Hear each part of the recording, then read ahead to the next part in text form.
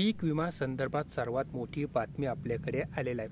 2025च्या पीक विम्याची तुम्ही सुद्धा जर वाट बघत असाल तर तुमच्यासाठी सुद्धा अत्यंत महत्त्वाची अशी बातमी आज समोर येत आहे. कारण 2025चा जो पीक विमा होता आता त्याचा मार्ग हा मोकळा झालेला आहे. केंद्राच्या TSEने विमा कंपनींच्या अपील ह्या फेटाळलेल्या आहे आणि 7 दिवसात शेतकऱ्यांना भरपाई देण्याचे आदेशसुद्धा करण्यात आलेले आहे. तर काय ही संपूर्ण माहिती आता आपण A to Z समजून घेऊया. तत्पूर्वी तुम्ही जर आपल्या चॅनलवर नवीन आला असाल तर चॅनलला लाईक, शेअर आणि सबस्क्राईब करायला विसरू नका.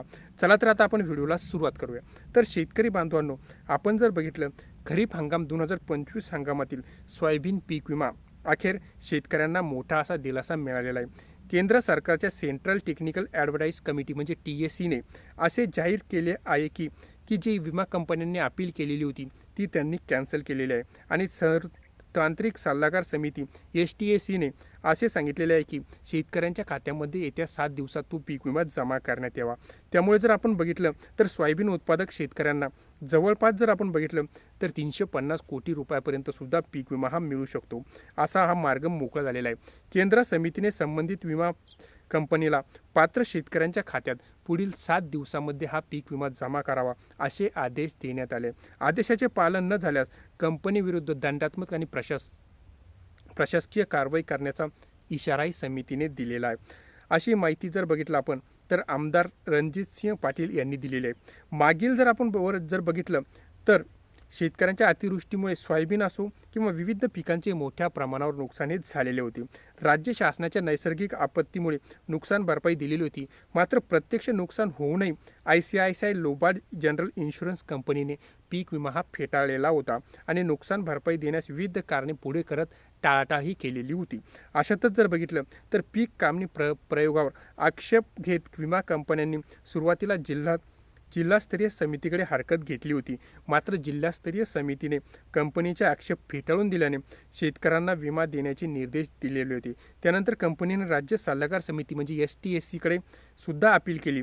राज्य समितीने कंपनीचे सर्व आक्षेप अमान्य करत जिल्हास्तरीय नियम कायम म्हणजे जो निर्णय आहे तो कायम ठेवलेला होता. त्यानंतर जर बघितलं त्यांनी तर कंपनीने केंद्र सरकारच्या सेंट्रल टेक्निकल ॲडव्हायझर कमिटी TSEकडे आपला अंतिम अपील सुद्धा दाखल केलेली होती. मागील 2 महिन्यात या प्रकरणावर सविस्तर सुनावणी झाली. सुनावणीनंतर केंद्र शासनाने म्हणजे समितीने जो निर्णय होता तो कायम ठेवला आणि 7 दिवसाच्या आत शेतकऱ्यांना भरपाई देण्याचे आदेश सुद्धा देण्यात आलेले आहे.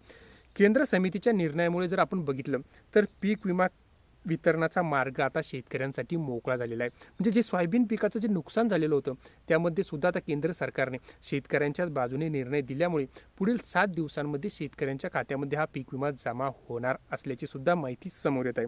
तरी शेतकऱ्यांनी प्रति हेक्टर किती भरपाई मिळणार याबाबत उत्सुकताही कायम आहे. अजून त्या संबंधीची माहिती मिळालेली नाही की प्रति हेक्टर किती मदत मिळणार, परंतु शेतकऱ्यांच्या खात्यामध्ये पुढील 7 दिवसांमध्ये ही रक्कम जमा होणार असल्याची सुद्धा माहिती मिळत आहे.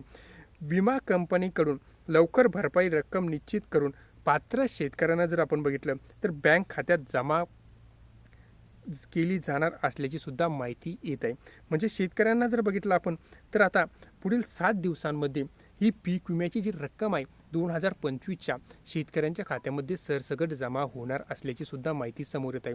ज्या शेतकऱ्यांना अद्याप सुद्धा जमा झाली नव्हती किंवा ज्या शेतकऱ्यांना सोयाबीन पेरून सुद्धा जे अतिवृष्टीमुळे नुकसान झालेलं होतं अशा शेतकऱ्यांना जी रक्कम जमा झालेली नव्हती अशा शेतकऱ्यांच्या खात्यामध्ये पीक विम्याची रक्कम जमा करण्याचे आदेश सुद्धा आता केंद्राने दिलेले आहे आणि शेतकऱ्यांच्या खात्यामध्ये पुढील 7 दिवसात ही रक्कम जमा होणार आहे. माहिती आवडल्यास चॅनलला लाईक, शेअर आणि सबस्क्राईब करायला विसरू नका. धन्यवाद.